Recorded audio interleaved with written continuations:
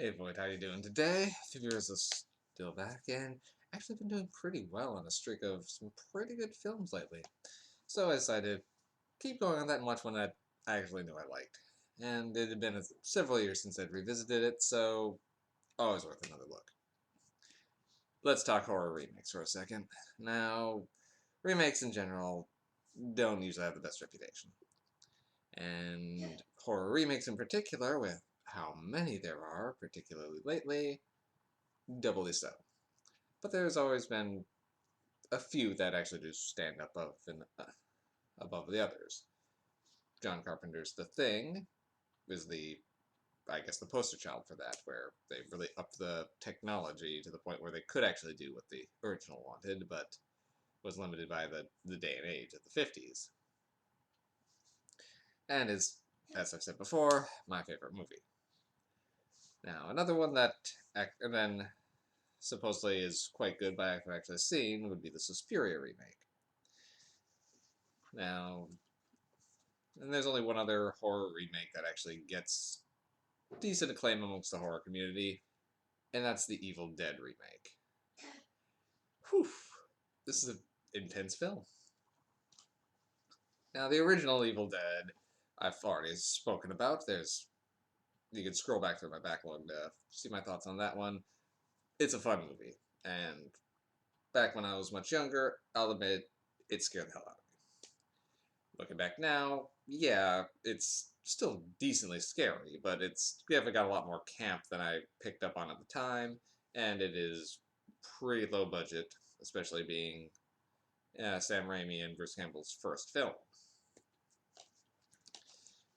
This one definitely polishes that. Now, isn't a shot for shot remake, which I appreciate. It was something Bruce Campbell was concerned with. He's always protective of his role of Ash, so he only pretty much signed off on this film once they agreed to not recast Ash and essentially just do essentially the same scenario but with new people. In fact, we're even considering for a while doing this is a here we go again. The same situation is happening because this happens every so often, and we're gonna have the main character from this one meet up with Ash in sort of an Army of Darkness 2 fight against the Deadites in the future. Never manifested, because that was before Ash vs. Evil Dead, the series, came out, but it was at least intended to be in continuity for a while. That said, this one definitely pretty much foregoes the humor element of the original Evil Dead trilogy. It is a straight up horror film, and is gotta be one of the bloodiest ones I've seen. I know Dead Alive gets the reputation for being the bloodiest, or brain dead, depending on your country.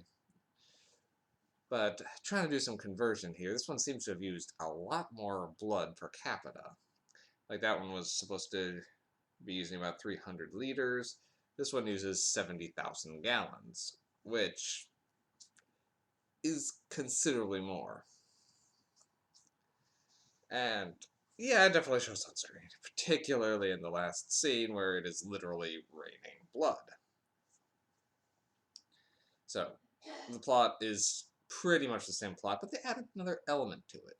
So, in the original Evil Dead, the friends were going up to the cabin just for a vacation. Okay, cool, fine. Basic cabin in the woods premise.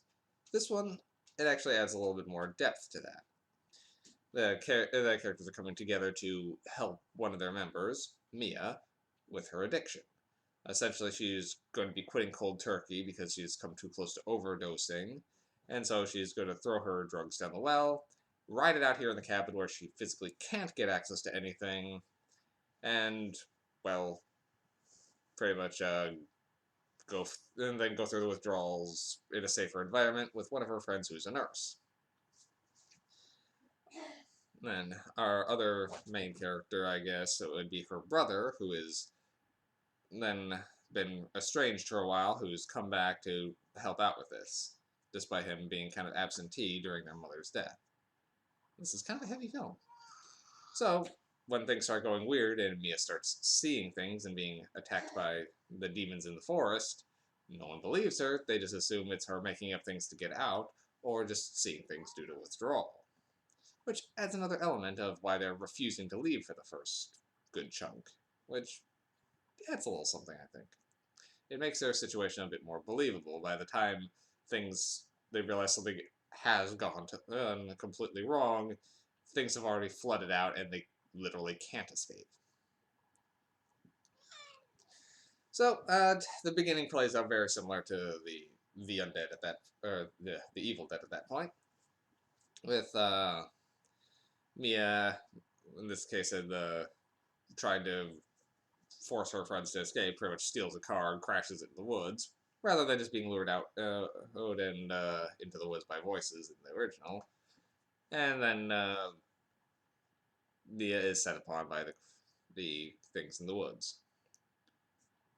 Also, before this, I guess it was a lot of order. They find the basement with the Book of the Dead.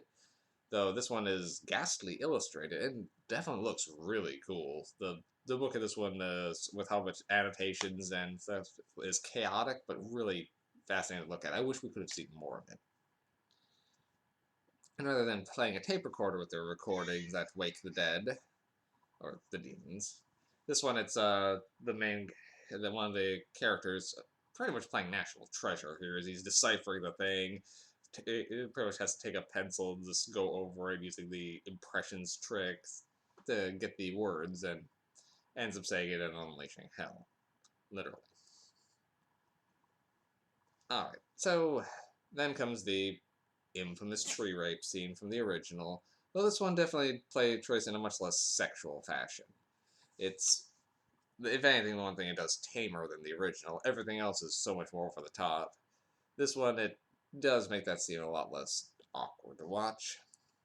It more looks like something just trying to get inside her rather than assault her. And then after that, it's the slow descent into madness as the characters one by one are taken over by the Deadites, with some very ghastly scenes, particularly the woman trying to cut her own face off. And I will say, Eric, one of the other characters, man, this guy could take a lot of punishment. This guy seems damn near indestructible. Not unbelievably so, he just doesn't die nearly as quickly as you'd expect him to. This one, the characters usually do not die very quickly. They take a lot of beating and keep trying to survive before eventually something happens.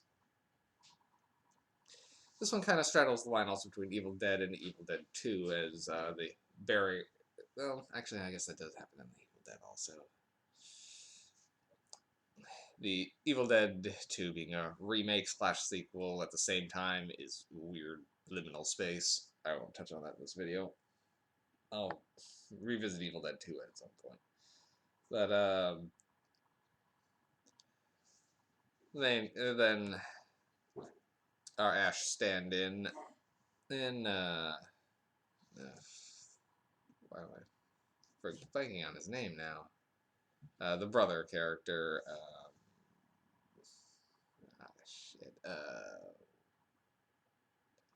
this is what I get for not taking direct notes. David does a very good job as then writing things out, and he's determined not to leave his sister, despite her being possessed, and the book actually gives one or two answers, and he gives it a try. And the climactic showdown later on against the final Deadite incarnation is an intense scene. With it, again, as before, literally raining blood.